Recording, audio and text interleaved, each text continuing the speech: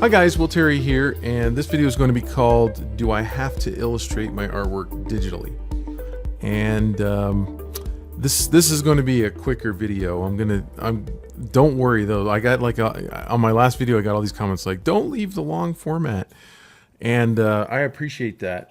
This one is I just don't think there's enough to, and I don't want to drag it out. And you might notice like a new mic. This is going to bother me if I don't talk about this.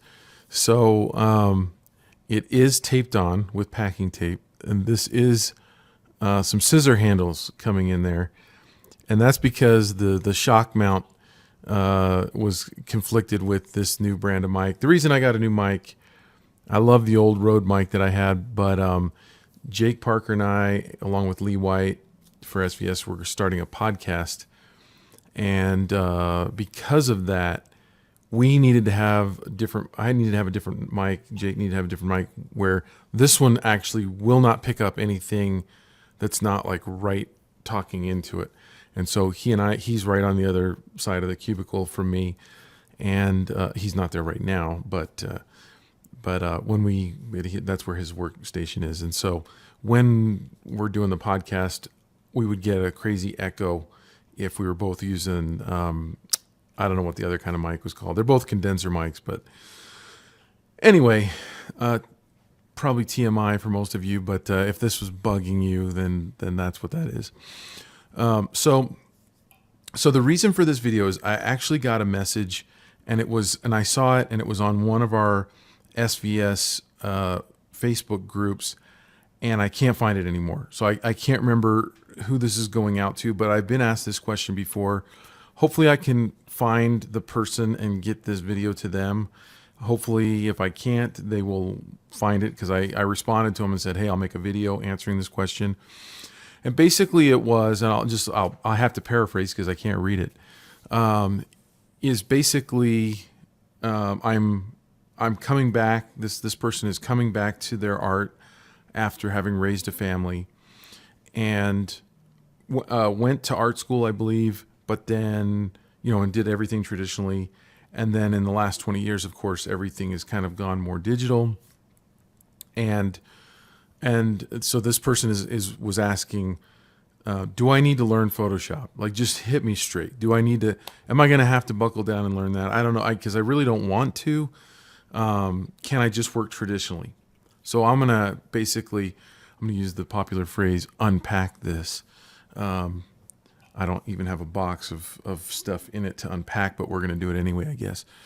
And basically it is, it's a highly nuanced answer.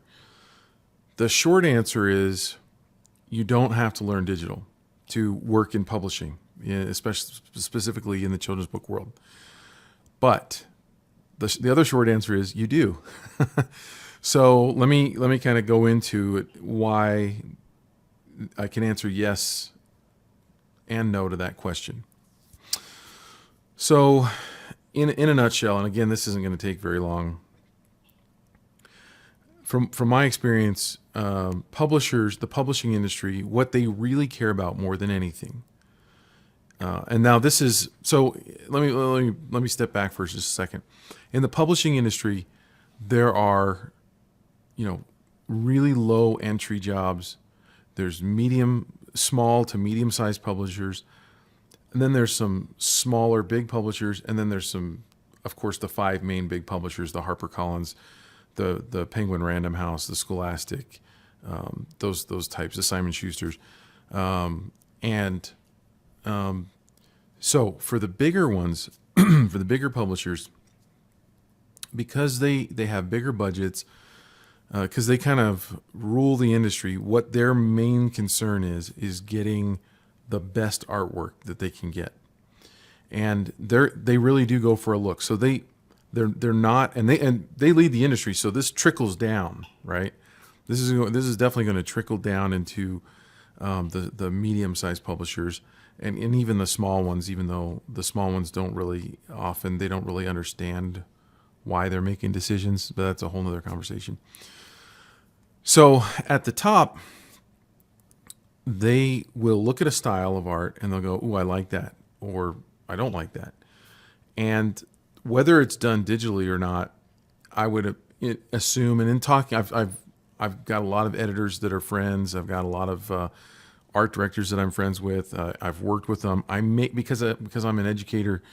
I've made it my point that whenever I go out to lunch or whenever I'm at a conference with them, I try to ask some of the same questions to try to amalgamate the answers, basically trying to get a feel on the industry. Like, hey, do you guys prefer digital artwork, or do you care if it's traditional? Because I remember getting letters from some magazine publishers saying, "Hey, we don't want to work with you anymore if you have to send artwork. We only want either if you work traditionally, send in a scan of your work. If you're working digitally, great, but we don't want to be responsible for artwork, and so we won't accept." And keep in mind, like in general, we've made a recent transition from traditional to digital within the last 20 years. I mean, like 25 years ago, it was mostly traditional. Now, most of the work, I would assume, that's being published, well, most is digital now. In the big five publishers, I wouldn't know where to guess that percentage is. My hunch is that it would slightly favor digital. It'd be more digital artwork coming in. But I would not be surprised if it was like 40% of it's digital and most of it's traditional. Actually, that would surprise me a little bit, but not that much. And the reason for that is that those big publishers, they have the budgets, they have the time, and they really care about what the end product looks like. And so if they really wanted your work, and you were to say, I work traditionally, I'll have to send you artwork. They'd be like, oh, really? Oh, okay, I didn't realize that. Looking at it, it might have looked digital. They really don't know. A lot of them, most art directors and editors can't tell. Most illustrators can tell. And so, but the thing is, they care about what the art looks like. So if they've fallen in love with a particular style, it's rare, from what I've gathered, that they would turn you down based on that style, based on the fact that you can't send them digital. Now, some people, there is a hybrid, and some people work traditionally, but then they have a good color house, and these are becoming more rare now because there's less demand. People used to get drum scans of their work. They used to be very expensive. Now there's digital cameras, the 10 or 12 or 15 megapixel 20 megapixel. I don't know where they are in the megapixels now, but I think 12 is like overkill. And so some people will make their artwork traditionally and then get it shot. Most people don't own that camera themselves, so they'll have somebody that's set up to do it. The person that is going to shoot that has to have a lot of knowledge on how to do it right. You can't just do it yourself. I once had a photography teacher at the college that I worked for offer to shoot mine. And he said, I've got the right lights, and I can't remember if they were tungsten lights. I don't know. I don't own that kind of equipment. And he said, I have the right lights. I can cancel out the shadows, because that's really what you have to do. You have to light it from two sides. And he said he knew how to do it. I got it back, and it had a lot of what you call noise on the photos, which means like anytime there was a little peak or valley, there'd be a little reflected light getting in there, so he wasn't completely canceling it out. And I couldn't use the scans. I was all excited because he was going to charge me just a little bit. It was like a side business that he was trying to start up, and he was looking for artists to shoot their work, and they were unusable. I couldn't use them, and he didn't know. Like when I showed it to him, he was like, "Oh, I thought it looked good." He didn't understand that it's just like it's not the work that you would need. You need a good reproduction of your work. Now, I did have another guy who was doing it, Mike Snelson. If he's ever listening, he owned Snelson Photocolor Labs here in Utah, and he did an amazing job. Like I could not tell I wasn't looking at the original. Now his were expensive, and but his time was expensive, and his knowledge. I was paying for his knowledge and his setup. So that is a hybrid. You could work digitally, and you could provide digital scans or photos of your work, but they would have to be amazing. They would have to be perfect, or else you're not supplying. Because the back in the day, 25 years ago, 20 years ago, 15 years ago, the publishers, maybe this is going to be a long video. I don't know. But you're drawing, you don't care. But the publishers, they had access to good color houses. I mean, the big five, they're in New York, so they've got access to the best of the best. And that's what we used to do. We used to send in our art. They would send it out and get it. First, it was drum scans, and then they would get it photographically shot. And then they would end up being responsible to send the artwork back. And, bad things can happen. A piece of art could come off of one of those drum scanners, and because it's going at a million revolutions per minute, it just shreds. So I have had that happen to my artwork before, and it's not fun, because then you have to repaint it. It takes more time. Then you want to be compensated because you didn't ruin it. They did, and they hate, and they're like, what do we do? And you're like, well, pay me again. And so then they would end up paying you again, and sometimes reluctantly. And then the accountants would be like, why did we pay this guy twice? And it would create all kinds of problems. And they are so happy that we've moved to digital. So the first answer, yes, is if you're working for the big five major publishers, and maybe even some of the medium-sized ones, the fact that you're working traditionally will not throw them off, and it will not prevent you from getting work. The caveat to this whole thing is, in order to get work at the big publishers, you have to get work at the small ones first. At least that's the traditional route that most people go on. I don't know too many people who have gone straight to the top, although it does happen, and I do know some people that's happened to. And so because the natural progression is to work for small publishers, small magazines, small websites, and things like that, those guys, because of their turnaround time, probably more than anything else, and because they're on smaller budgets, they do not want to deal with your traditional art. Some people will work in pastels, and if they smear, pastels are very easy to smear, and so if they smear your work, then the artist will say, hey, what's with this smear? And or sometimes they send it back to get it fixed, and it just creates all kinds of headaches and problems. And the shipping costs are more expensive, so they just don't want to do it. So the answer is yes. I'm confusing myself. Like, do I have to work traditionally? No, if you're working for the big publishers. Yes, if you're trying to get work for the small publishers. And they're going to expect it. And I do know, like, when I was making the transition, I lost some jobs because of that. When I worked for, and I feel like I'm a good person to answer this question, because I worked for the first 18 years in acrylics, and then I transitioned into digital 7 or 8 years ago. And once I went digital, I never went back, and I love to paint still, but I just don't have time. And because digital is so much faster. So, another part of this answer would be,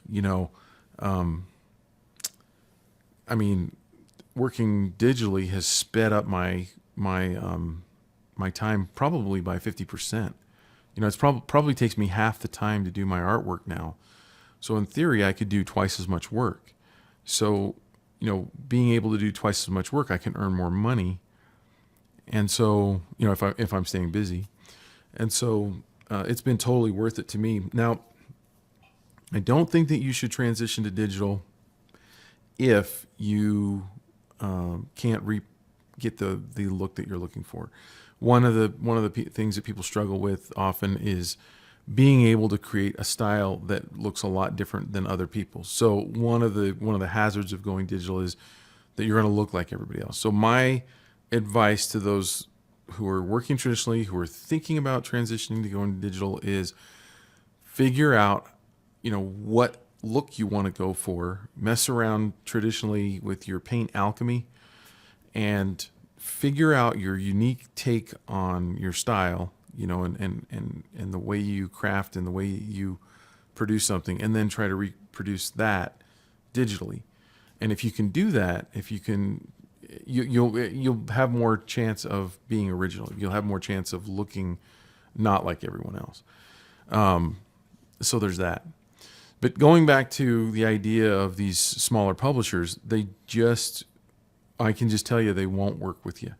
They just don't want to deal with having to send artwork, having to, because they used to give us their UPS number or their FedEx number, and we would bill, and it would cost them, $40 or $50 to get the artwork shipped out there. If you package it up right so it's safe, it's a big bulbous package, and the size and the weight, and using overnight, you're gonna accrue some pretty hefty charges in it. And for a company that's using artwork all the time, like a company that does textbooks or something like that, that's a significant budget that they have to plan for if they're accepting traditional artwork, whereas it all goes away if they're accepting digital. And so they pretty much, that's a big incentive, but having to pay for lost or damaged artwork is another big incentive. The time that it takes them to then send your artwork out, because they can't shoot it themselves, so they have to take a few days sending it out, and then days while it sits there at the color separator, the color house, and then days back shipping the artwork back, and then them getting the digital file from them. They can do away with all that if you just FTP them, or you use a site like WeTransfer or something like that, and just send them. You can use that for free, and you just send your artwork. So if you're someone who's working traditionally, and you want to break into the illustration business, I think that in some ways you're kind of kicking yourself by not learning how to work digitally. Now, there are always exceptions to the rules, and I don't want to put the answer out there or the idea out there that there's no other way, because there is. If you're doing super amazing artwork, a publisher is going to want it, and even some of the maybe smaller or mid-sized ones, if you're doing something that's totally unique and fresh, and they see it and they're like, we got to have this, then they might be able to make accommodations, or you yourself might be able to make accommodations by finding someone to shoot your artwork and send them those digital files. So it is possible, but I think that the advantages of digital just cannot be denied. The fact that you can transfer to some sort of a tablet, like I use iPad Pro with Procreate, and so if I find myself at like one of the things, I never leave home without my iPad. That way, no matter where I am, if I'm in a doctor's office, if I'm at a meeting, if I'm waiting for someone at the airport, if I'm in the airport, wherever I am, I can be working. I can be sketching. I don't do my color work on the iPad. I could if I had to, but since I have a desktop, with a Cintiq monitor and Photoshop, I prefer to color that way. I feel like I have more control. But I could start and finish on the iPad. I do all my my little characters. If you haven't seen those, just check out my website. I got a link below, and you can see all the little characters that I've done with the little cross-hatching pencil style. All of that's done in Procreate. And yeah, to me, it has revolutionized the way that I work. I would never want to go back to a world where I have to work traditionally. To give you an example, when I worked in acrylics, let's say I was doing a children's book, right? So I send in the sketches. We go back and forth on sketches for weeks or so, and then once all the sketches are approved, then it would take me probably 2 or 3 days, and I would take all of the drawings, I would enlarge them. It was an archaic process. I would enlarge them in Photoshop, and then I would print them out on my 8.5 by 11 printer. But I would print like 4 pages and then tape those pages together to make up the large image, and then I would tape that to my acrylic paper that I was going to paint on, my hot press paper. And then I would take carbon paper and do a tracing and trace the kind of, do like a rubbing and draw the over top of my drawing and transfer it onto the paper, trying not to get it too dark. And then I would have to tape my paper, texture the paper, do the underpainting, and I had to do that times, like roughly an average of maybe like 25 times for all the illustrations in the book. So it would take me 3 or 4 days just to get to the stage where I would want to start painting. Whereas like right now, when my sketches are approved, I just put them in Photoshop and just start painting on them.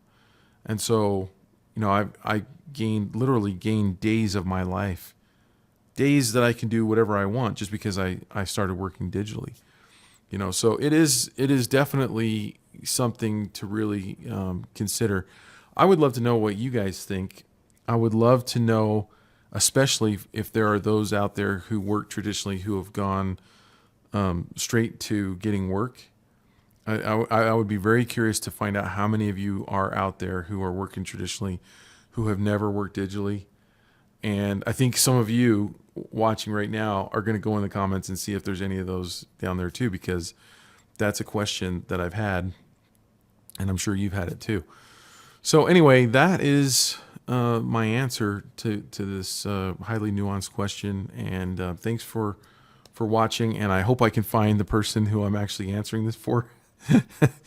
And anyway, I am not abandoning the long format videos, so keep a watch out for those. But to me, I think the beauty of YouTube and the beauty of well, not just YouTube, but any platform that hosts video online is that, I don't have a set format that I have to adhere to. So I don't have to, it's like on Discovery Channel or History Channel, you get the crappy narration, their season might be over if they don't get X, Y, or Z done, and then they recap at the beginning. After every commercial, you got to watch what you just watched, right before the commercial. And it's like, I love the fact that we don't have to stretch things out, that like when it's over, it's over, so this one is officially over and you can leave right now. Like there's no reason to stick around any longer.